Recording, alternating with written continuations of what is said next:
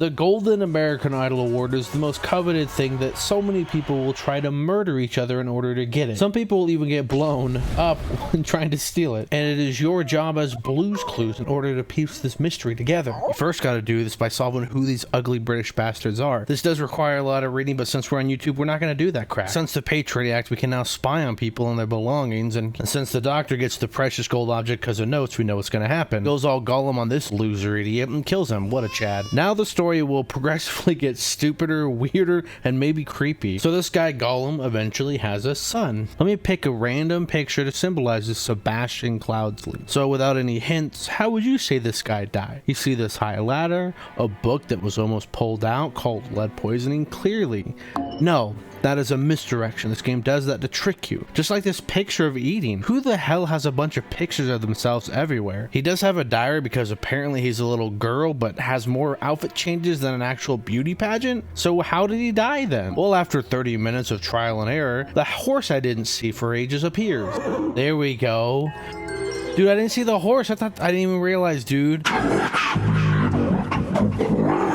Oh, now his family's gonna mourn him and have a nice funeral, and someone just spontaneously combusted. Okay, things are about to get hard now, and I'm not talking about my Let's try to speed run to get to know everyone. So we have this fat Peter Barker here who's in debt, and he got the book from Steve Buscemi and how to deal with his emotions. How does he take it? Of course, like most guys, he gets angry and throws it on the ground. And then we have Michael Caine as a lawyer who's just a little annoyed at how this has all turned out. Then we got the whore of a sister Rose, not to be confused with that integral one from that comedy movie Spaceballs. She's irrelevant right now because she's a woman. Hey, don't blame me, it's 1800. Then we have this Willow guy who was friends of Steve Buscemi, who was given the secret golden dildo. Then we got the final brother who I call Posh Severus Snape, and he has his creepily hired character Jack Sparrow, which they will become more relevant later into the story. But now that we have everyone figured out, let's move on to the pair twins. We don't know which one is which, but they were simply following orders. But Steve Buscemi gave Willow the idol. But there's only one person here that threw her tantrum when they realized they didn't want to deal with their problems. Fat Pete probably wanted to sell it or use it. So if I cross-reference this newspaper saying it's Monday, which is the day that James is grooming the horse, you know, the one that Steve Buscemi fell off of, and I know it's who's grooming because on the burnt corpse we have a scorched horse brush. So we have Peter, who was very upset over receiving the self-help book, so he ordered the pair twins to take the golden dildo away from Willow.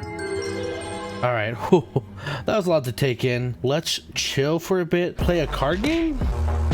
No, not that one, this one. So while the card game was going on, somebody was stabbed upstairs. Was it this hobo who is actually a wanted murderer but paid by the actual murderer to be framed? What the hell? I didn't know that was gonna make sound. Well, if I got scared, obviously he did too, jumped out this window. This guard saw him apparently, but the owner doesn't care because this is apparently a very shady inn. Why? Because when you can rent a forget-me-not room, that's sus as hell. Wait, Captain Jack Sparrow had Ash Blair branded cigarettes. That can't be a coincidence. Just to make sure he's not getting framed, let's look for the initials DG. Okay, well, I don't see his initials anywhere here, but I did see Willow's initials, so I'm assuming I got the timeline of how this went down. So what happened? So we had Captain Jack Sparrow sneak up from his trapdoor through the attic to get to Willow's room, where he obviously stabbed him. I don't know what the revenge is for. Maybe that will come in later once we find out what's happening. But why did he die? Apparently there's some cult. Wait, Willow was an initiative for the Proud Beast clan that wants to awaken someone called Griffin? Okay, so this is where I misdirected you. Rose, she didn't actually die from sucking cock. She was poisoned, but she also wasn't the intended target. How do I know this? Because Severus Snape was given threats by multiple people, and one of the 5 stewards is the culprit. And what better way to learn about them all in a game show format? Ugly Captain Jack Sparrow, you of course didn't do it. You're the one that gave him the idol. You'll get upgraded to being a cult leader? What the hell? Little Timmy obviously didn't do it because he's a little kid. He just won a coat. Here you go, buddy. Then we have Master Brian over here who has all the keys to the pantry, the wine, and what is this? Pepto-Bismol? Okay, let's go look at the table again, or for the first time. And obviously it can't be any alcohol or food, so it's gotta be the gray Pepto-Bismol. And to only focus on the important stuff, Snape was sitting here. He didn't drink his yet, but that's only because Rose was unfortunate to have. I feel like he knew he was gonna get attacked and he's not fully telling us what's going on. You know, I'm gonna cut the old man Brian some slack, and you know what? As an award, you get to dream about rich lords doing what with their donkeys? So we have 2 women left to find out who the betrayer is, and the friend she's calling Lucia really loves to read scandalous books. Let's go to her room to find out if she's got anything sus in there. Ooh, the laceless cord.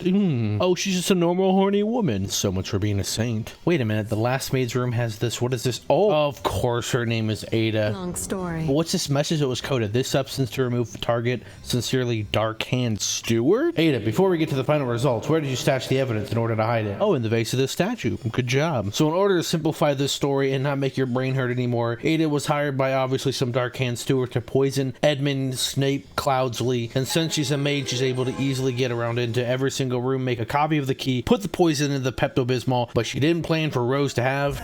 Inside this little cabin, we have 2 idiots that have been blown up by what, you may ask? First, let's just get a laugh at their dumbass faces, but they were simply ordered by WK. Who is that? Other than the guy standing right outside this door who didn't die from the explosion, so he's the infamous gentleman Walter King. Goddamn right. Wait, is this another dead body? Oh wait, no, that's Jack Sparrow who's been knocked unconscious. You know what? You're fitting the role I gave you pretty well, sir. This time I do not want to be too decayed. The more recent it has died, the better. Severus Snape, what are you doing? One of the old workhouse geezers croaked yesterday. I will arrange a cart for you to move the corpse. But be quick, I do not want to dig up that stiff. And now we're getting into one of the reasons why this golden idol is so sought after. It is basically magic. And the goal is to figure out what the hell all these symbols mean. So you know what? Let's try to decipher this shit together. Now, in a few chapters back, we saw spontaneous combustion with those symbols. Some spells make it easier to decipher what the symbols mean. Hourglass and bullet equal gold. The real brain teaser here is circle here could mean air, but so could double square. So there's got to be a hint somewhere. Well, if you look around the room and you see a rotten apple and a perfect apple combined with a spell, you start to get the picture that circle is matter and double square is air.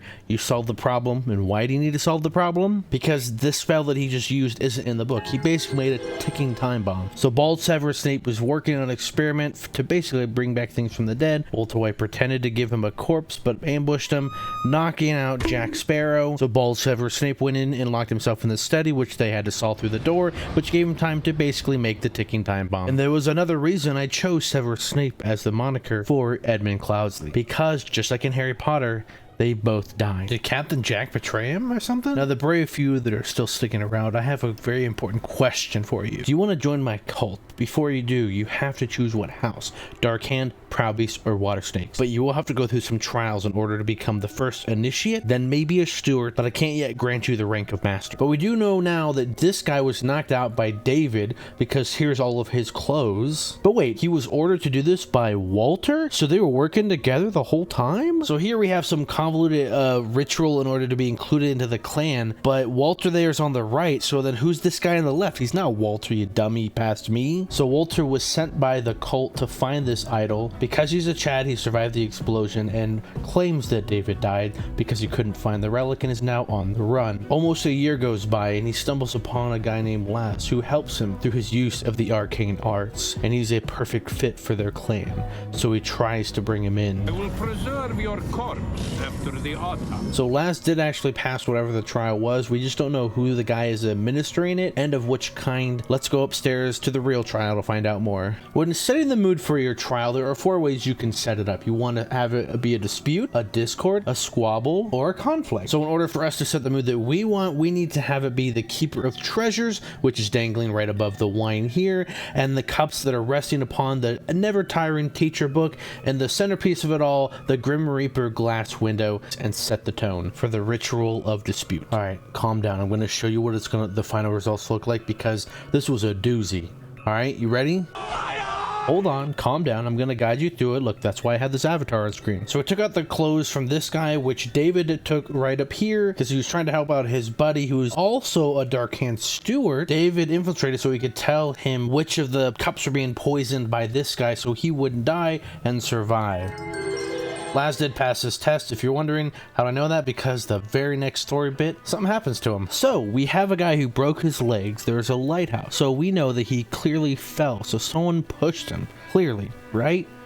Wrong. This is where the clan has some rules that are pretty fun. So if you have a guy perform an impossible miracle, but it can be repeated, then clearly he's not the true god. He gets killed. But if it cannot be replicated by anybody, he is now Griffin reborn. And here they even keep a history that they have their master Angus McBain. We had 4 guys attempt to be Griffin. First guy thought he could fly. No, he can't. Then we had the next 3 guys talk to ghosts, create small humans, and hypnotize, but all of them are replicated by Lord Angus McBain, which happens to be this guy. Before we find out the miracle, we had the lawyer was part of the clan the whole time? Okay. So apparently Laz performed the miracle and is now Griffin reborn, and everyone is in awe of him. Who these 2 new characters are not important. What is important is that Walter was actually trying to find out the secret of how Laz did his miracle. So Walter tells Lord McBain that Laz is able to do this trick with his golden idol and the staff with the lever. So to easily summarize what happened, Laz